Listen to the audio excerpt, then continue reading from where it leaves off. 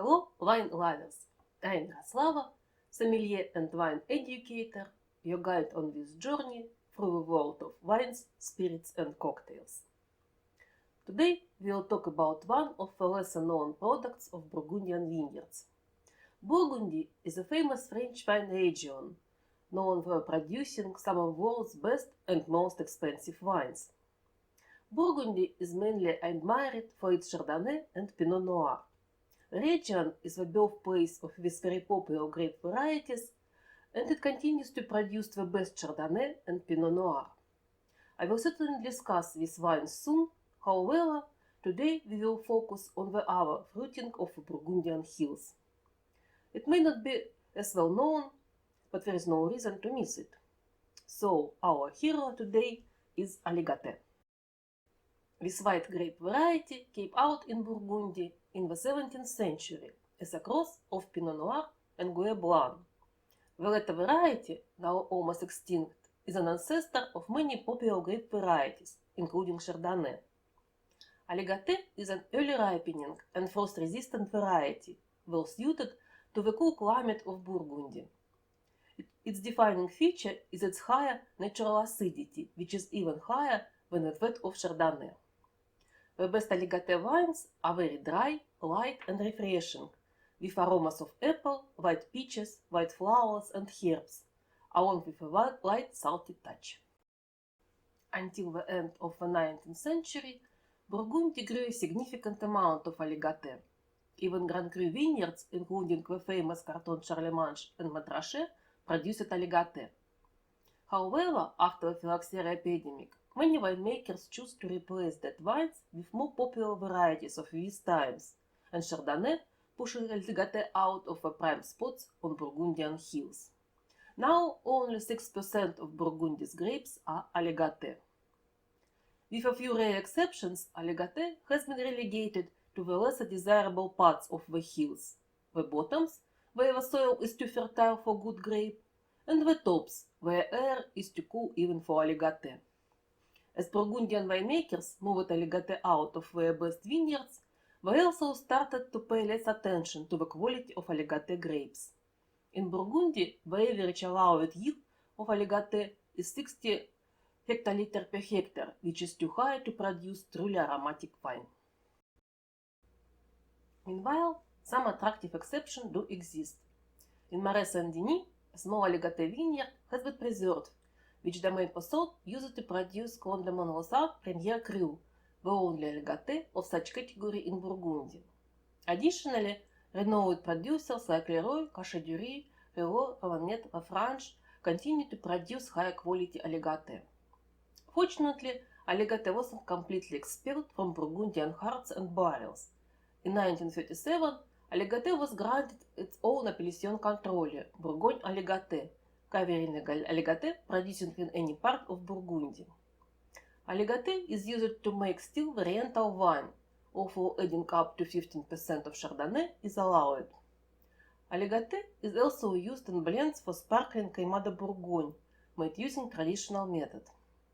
The base of Blanc de Blanc Crémant de Bourgogne is usually Chardonnay, with adding Aligoté to provide the desired acidity. However, despite its formal acceptance, Aligoté remained the unbeloved child of Burgundy until 1971, when Albert de Villiers, the owner of Domaine de la Romanée-Conti, bought a vineyard in the Bouzeron village in Côte Chalonnaise. He and his wife Pamela founded Domaine NNP de Villiers, dedicated to Aligoté production. De Villiers put a lot of effort into perfecting the Aligoté, benefiting from Bouzeron's unique clone, Aligoté d'Arrêt, Golden Aligoté. Unlike the more common Aligoté vert, green Aligoté, Aligoté d'Arrêt is more aromatic and delicate.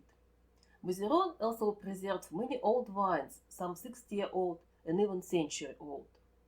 Of course, nothing would work lacking a good approach. For example, Bouzeron allowed the maximum yield of 45 hectoliters per hectare, significantly lower than the average of 60 for Bourgogne Aligoté Assis, that helps to increase the wine's aroma.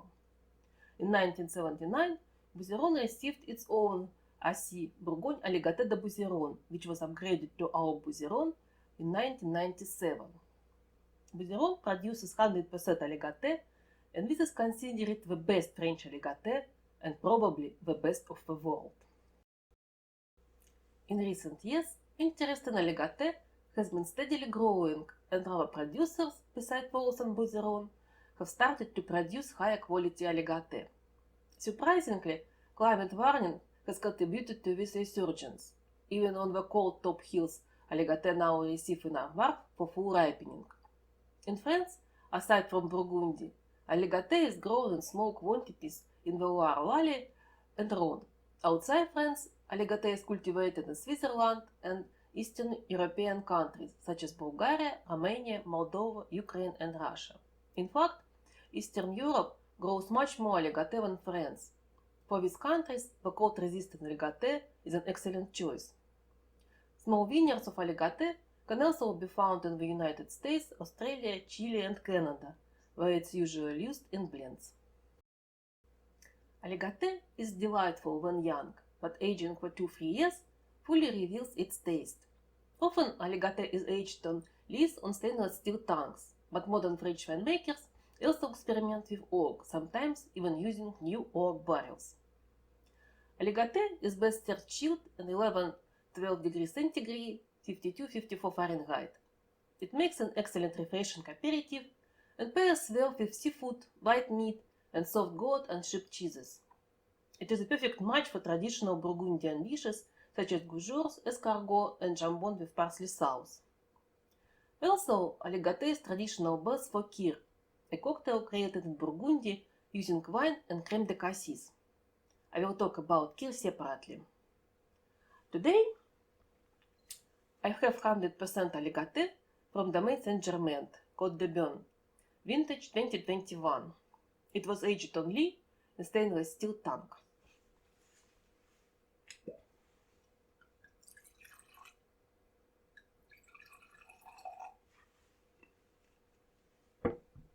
This is for you, this is for me. Wine is golden.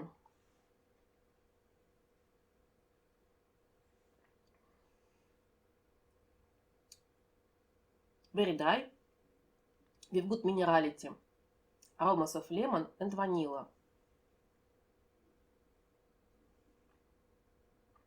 And with hint of honey. Stay with me, subscribe to my channel. Feel free to ask questions and don't hesitate to support me. Santé!